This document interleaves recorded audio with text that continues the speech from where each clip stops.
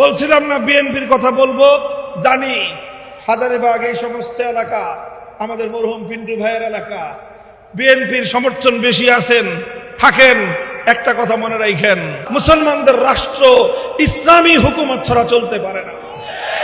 যদি ইসলামের কথা তো আছেই, যদি ঐতিহাসিক ভাবে আপনারা বিচার করতে চান, ইতিহাস দিয়ে যদি বিচার করতে চান, ইতিহাসের বিচারেও বাংলাদেশে ইসলাম ছাড়া অন্য কোন রাজনীতি চলতে পারে না। দেখেন, কথা এত ঝামেলার দরকার নাই, এত ঝগড়া বিবাদের প্রয়োজন নাই। কথা তো পরিষ্কার, এটা তো ভাগাভাগি হয়েছে, দেশটা তো ভাগাভাগি হয়েছে। কথা বলেন ঠিক না বেঠিক? এক ভাগ পাইছে মুসলমানরা, আরেক ভাগ নিছে হিন্দুরা। হিন্দুরা ধর্মনিরপেক্ষ মতবাদ অনুযায়ী দেশ চালাবে, মুসলমানরা ইসলাম অনুযায়ী দেশ চালানোর কথা। এখন কারো কাছে ইসলাম যদি পছন্দ নাই হয়, তোমার কাছে যদি ধর্মনিরপেক্ষ মতবাদটা এতই ভালো লাগে, তোমার জন্য তো তোমার নেত্রীর মতো সীমান্ত খোলাই আছে। চলে যাও তোমরা। মুসলমানদের বাংলাদেশে আর কোনদিন ধর্মনিরপেক্ষতা ফিরে আসবে না, আসতে দেওয়া হবে না, আসতে দেওয়া হবে না। কাফনের কাপড় বেঁধে শহীদের ঈদগাহে কারা যাবে? হাত তুলে শপথ করো।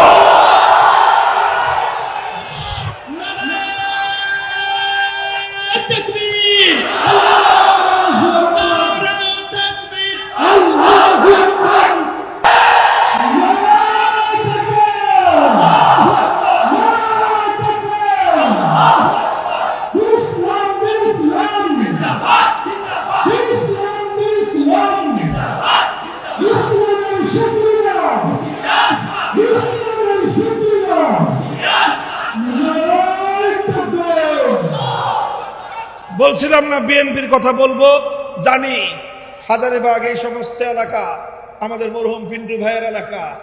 বিএনপির সমর্থন বেশি আছেন, থাকেন। একটা কথা মনে রাখেন, ওই যে আপনাদের মরহুম নেতা শহীদ প্রেসিডেন্ট জিয়াউর রহমান সাহেব ধর্মনিরপেক্ষতাকে ঠাঙ্গায় বিদায় করে আল্লাহর উপর অবিচল আস্থা এবং বিশ্বাসকে বাংলাদেশে স্থাপন করেছিলেন। ওই আদর্শের উপর যদি বিএনপি করেন, ভালো কথা। আর ধর্মনিরপেক্ষতার দিকে এত পীড়িত দেখান, আওয়ামী লীগ করেন। কথা পরিষ্কার, মুসলমানদের দেশে কুফরি মতবাদ, ধর্মনিরপেক্ষ মতবাদ, ভারতীয় রাজনীতির পচামাল মুসলমানদের বাংলাদেশে চলতে পারে না।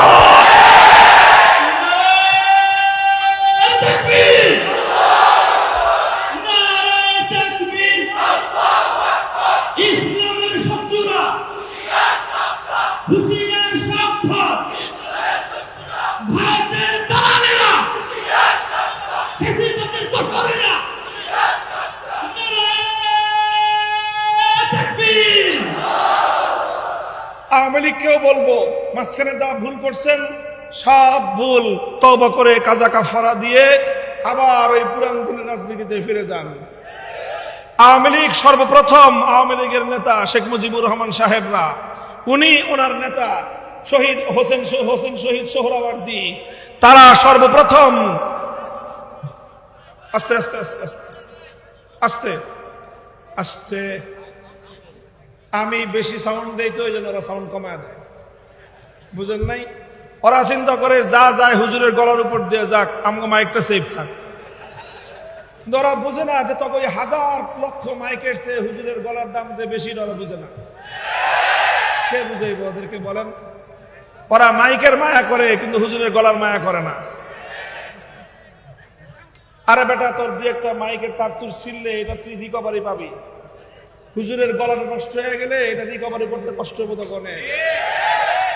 যেভাবে তোদের জন্য, দেশের জন্য, জাতির জন্য, ইসলামের জন্য চিৎকার করি, এই সহজ না, খুব মাগনা না।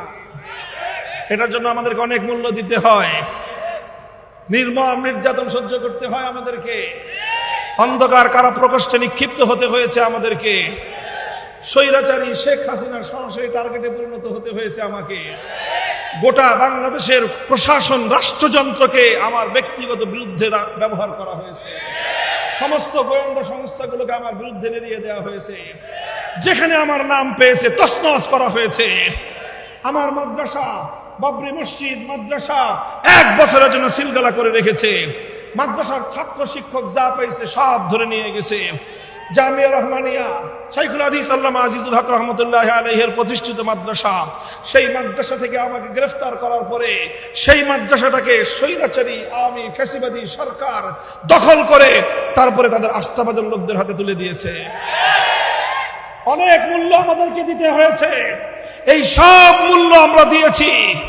এবং আল্লাহর কসম খেয়ে বলি, আল্লাহর দ্বীনের জন্য যদি প্রয়োজন হয়, আল্লাহর কোরআনের জন্য যদি প্রয়োজন হয়, আল্লাহর কাছে নিরাপত্তা চাই, আল্লাহ চাইলে এর চেয়েও বড় মূল্য দিতে আমরা প্রস্তুত রয়েছি।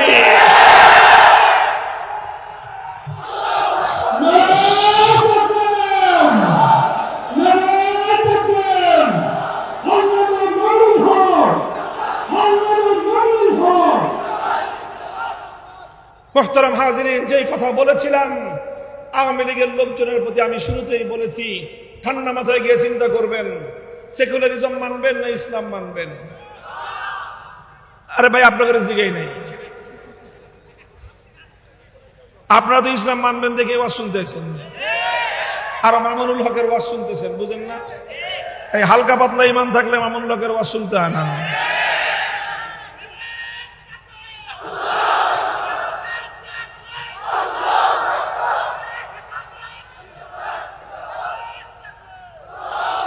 আওয়ামী লীগের প্রতি সবিনয় নিবেদন, ঠান্ডা মাথায় চিন্তা করবেন ইসলাম আর সেকুলারিজম।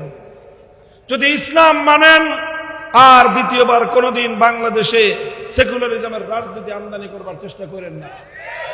আর যদি সেকুলারিজমের রাজনীতি করতে হয় তাহলে তো সীমান্ত খোলা আছে।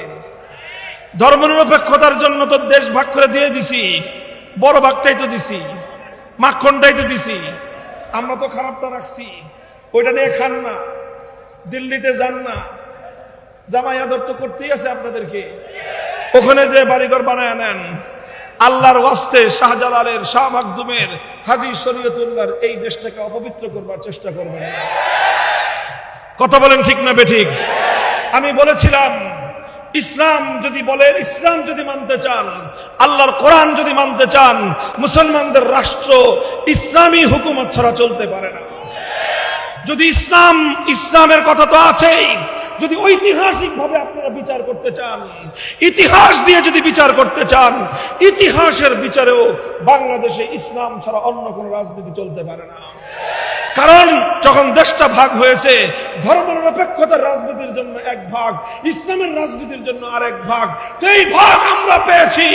আমরা এরপরে ইসলাম কায়েম না করবার কারণে পশ্চিম পাকিস্তানিদেরকে তালাক দিয়েছি, কিন্তু বাংলাদেশে ইসলামের হিস্সা ছাড়ি নাই, ইসলামের হিস্সা ছাড়বো না।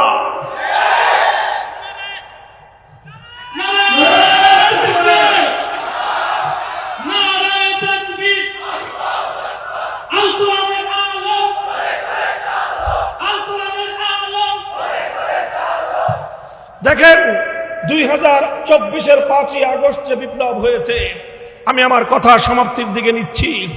এই বিপ্লব আমাদেরকে নতুন ভাবে অনুপ্রাণিত করে। কথা বলেন ঠিক না বেঠিক?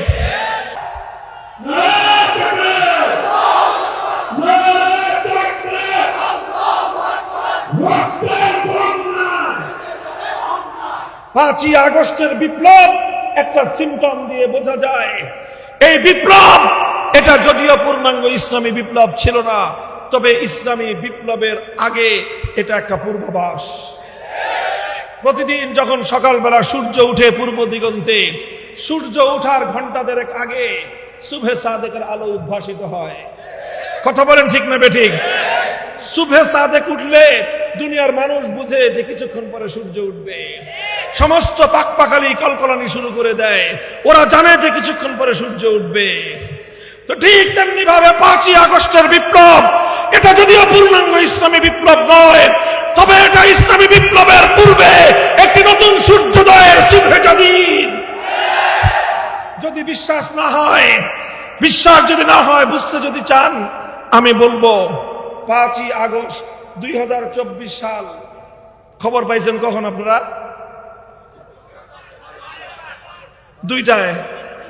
2টার দিকে 2টার দিকে জনগণ সবাই খবর পাইছে যে কি পালাইছে। এরপরে 2টা থেকে 3টা 1 ঘন্টার বাংলাদেশ। কয় ঘন্টা? 5ই আগস্ট 2024 দুপুর 2টা থেকে 3টা। এই 3টা 1 ঘন্টার বাংলাদেশের কথা চিন্তা করেন তো। টেকনাফ থেকে তেতুলিয়া কি ঘটেছে? কোন নেতার নেতৃত্ব দিতে হয় নাই, কোন আলেমকে উচ্চ কণ্ঠে কথা বলতে হয় নাই। এদেশের মানুষ টেকনাফ থেকে তেতুলিয়ায় মুসলমানদের জাতীয় স্থাপনায় ভাস্কর্যের নামে যত মূর্তি ছিল সমস্ত মূর্তি ভেঙে গুড়িয়ে দিয়েছে। তবে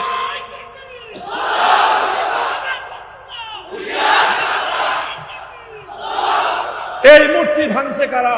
বিপ্লবীরা। বলেন এই মূর্তি ভাঙলো কারা? সুতরাং বোঝা গেছে এই বিপ্লব কারা করেছে।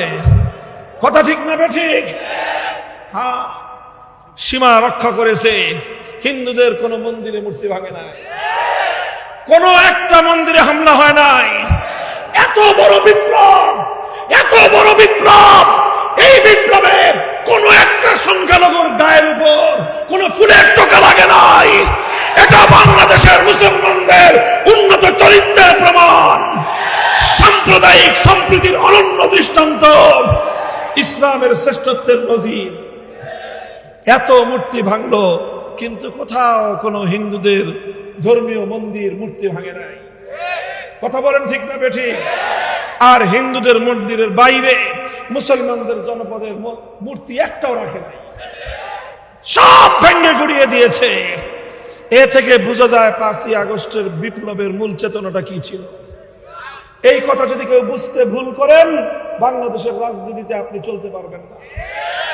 আমরা পরিষ্কার ভাষায় বলতে চাই, এই বিপ্লবের মধ্য দিয়ে বাংলার তরুণ যুবক জনতা প্রতিটা ভার্সিটিতে, প্রতিটা কলেজ স্কুলে, মাদ্রাসা তো আছেই, আলিয়া মাদ্রাসা, কওমি মাদ্রাসা, গোটা বাংলাদেশের যুব জনতা, গোটা বাংলাদেশের যুবক শ্রেণী, তারা ইসলামের প্রতি যে দরদ এবং যে ভালোবাসা প্রদর্শন করেছে, আমরা এখন আস্থা রাখতেই পারি আগামীর বিপ্লব হবে ইসলামের বিপ্লব। আমরা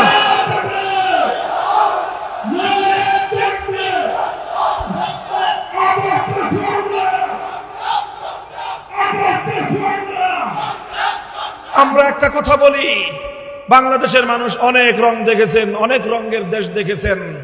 প্রথমে দেখেছেন সোনার বাংলাদেশ, তারপরে দেখেছেন নতুন বাংলাদেশ, এরপরে দেখেছেন সবুজ বাংলাদেশ, তারপরে দেখেছেন ডিজিটাল বাংলাদেশ, সর্বশেষ আপনাদের স্মার্ট বাংলাদেশ দেখাও সারা। কথা বলেন ঠিক না বেঠিক? এখন আর অন্য কোন বাংলাদেশ নয়, এবার আমরা একটা বাংলাদেশ দেখতে চাই, সেটা হলো ইসলামের বাংলাদেশ, খেলাফতের বাংলাদেশ।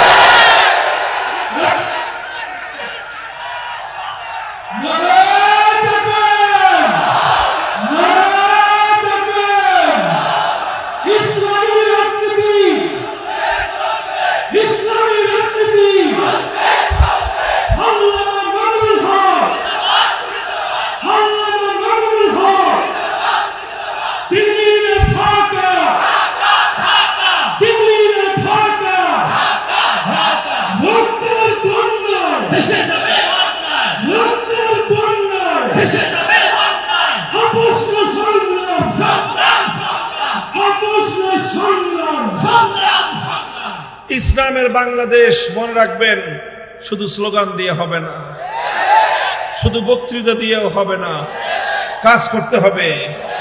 করবেন তো ইনশাআল্লাহ? প্রথমে ঘাম ঝরানো মেহনত করতে হবে, মানুষের কাছে কাছে দাওয়াত পৌঁছান, গোটা বাংলাদেশের তরুণ প্রজন্মকে বিশেষভাবে সংগঠিত করুন, আর এর জন্য আপনারা মাথার ঘাম পায়ে ফেলে মেহনত করুন। করবেন তো ইনশাআল্লাহ? শুধু ঘাম দিয়ে হবে না, এরপরে রাতের অন্ধকারে চোখের অশ্রু দিয়ে আল্লাহর কাছে সাহায্য চাইতে হবে। দিবেন তো চোখের অশ্রু? এভাবে ঘাম আর অশ্রু দিতে দিতে যখন বিপ্লবের জন্য মাটি উর্বর হয়ে পড়বে, তখন প্রয়োজন হবে শাহাদাতের রক্তের, শাহাদাতের রক্তের প্রয়োজন হবে। সেই শাহাদাতের রক্তের জন্য, আল্লাহর দ্বীনকে জিন্দা করার জন্য, আল কোরআনের রাজ করবার জন্য শহীদ ঈদগাহে শহীদ আবু সাঈদ আর মুক্তাদার মতো রক্ত দিতে হলে রক্ত, কাফনের কাপড় বেঁধে শহীদের ঈদগাহে কারা যাবে? হাত তুলে শপথ করো।